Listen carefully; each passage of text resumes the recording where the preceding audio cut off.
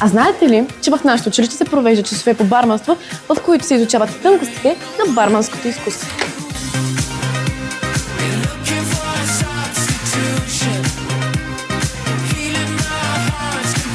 Учениците научават историята и произхода на различните напитки, както и модерни техники за направата на алкохолни и безалкохолни коктейли. Освен техническите умения, учениците се обучават и в изкуството на флеер барманството. Зрелищна техника за жонглиране с бутилки, чаши и шейкъри, която превръща приготвянето на напитките в истинско шоу. Ученици се тренират за национални международни състезания под ръководството на Васил Колев, 4-кратен световен шампион по барманство и учител по професионална подготовка в гимназията.